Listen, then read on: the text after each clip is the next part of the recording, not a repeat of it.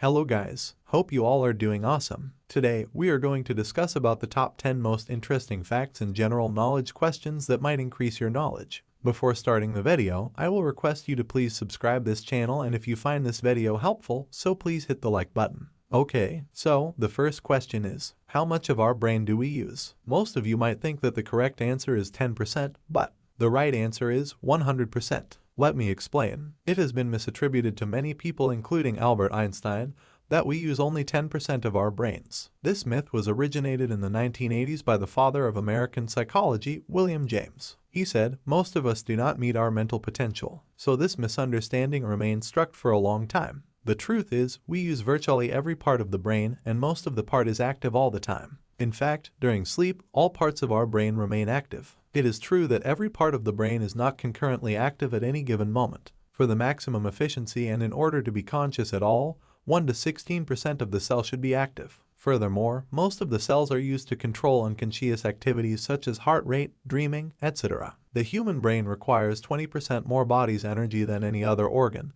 In children, that figure is 50%, and in infants, it is 60%.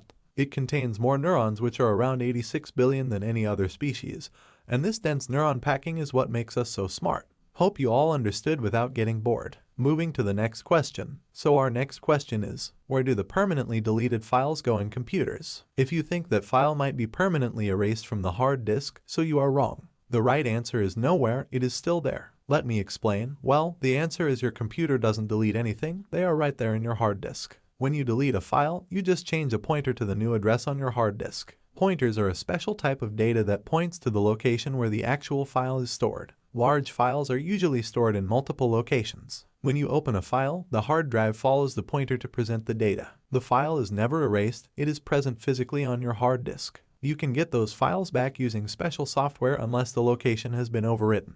And our next question is, what is the resolution of the human eye? Well, the answer is 576 megapixel. Let me explain. The digital images are made of millions of tiny tiles-like elements. The more these tiny elements, the more will be the resolution. A single megapixel is equivalent to 1 million pixels in an image. If you know the width and height of an image, you can calculate how many pixels your camera gets by simply multiply them. Also, the megapixels have nothing to do with the quality of the image. Quality depends on exposure, focus, lighting, camera lens, and various other factors. However, the human eye doesn't work as a digital camera. In good light, you can distinguish two lines if they are separated by at least 0.6 arc minutes. Equivalent pixel size is 0.3 arc minutes. Now, if you take a 120-degree horizontal field and 60-degree vertical plane as your total plane of view, then according to the equation below, the resolution of your eye would be 576 megapixel. So, the next question is, which came first, the egg or the chicken? The right answer is the egg.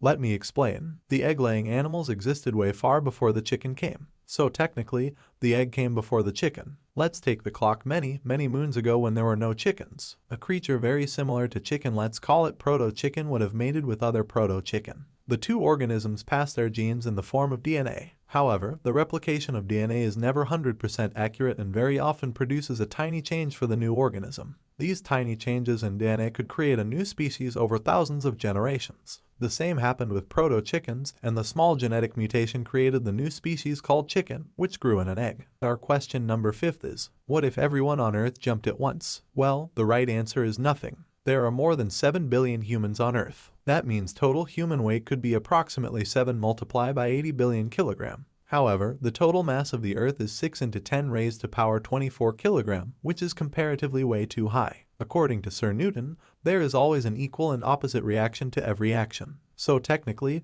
there will be a tiny impact. If all of us get together at one location and jump 30 centimeters above ground at the exact same time, we would push the Earth away from us about 5.3 into 10 raised to power minus 14 meters, which is 1/100th part of the width of a single hydrogen atom. And when you get back on the ground, the Earth would move back to its previous position. The next question is, how much money is there in the world? So, the right answer is 75 trillion US dollars. Well, it's difficult to figure out the accurate number, but that amount has a special name and divided into 4 categories, for example, M0, M1, M2, and M3. If you want a detailed video on this topic, so let me know in the comments section. Our next question is, what if the Earth stopped rotating? Well, the answer is everyone will die. Let me explain this answer. At the equator, the surface of the Earth and everything on it is rotating at 465 meters per second. This speed gradually decreases as you proceed closer to the pole. As soon as Earth stops rotating, everything on the Earth, except at the pole, would continue moving as it had been.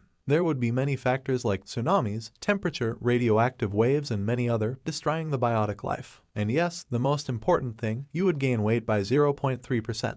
If you want a detailed video on these factors, so let me know in the comments section. The question number 8 is the time travel really possible? The answer is yes. Based upon the available theories, you can travel in the future. Well, the explanation is, Einstein's special relativity theory says that when your traveling speed relative to other objects is close to the speed of light, time goes slower for you than for the people you left behind. That's the reason the clock of GPS satellites disagrees with the clock on Earth by 7 millionth of a second daily. It's already been done. The Russian cosmonaut, Sergei Krikalev, time traveled into his own future by 0.02 seconds. He spent 803 days, 9 hours, 39 minutes orbiting our planet. Traveling at 17,500 miles per hour, he experienced an effect called time dilation. Hope you understood. Next question is, how much is the Earth's worth? The answer is 3 to 4.4 quadrillion pounds. Greg Luffman, an astrophysicist at the University of California, Santa Cruz, has created an equation for calculating the total worth of the planet.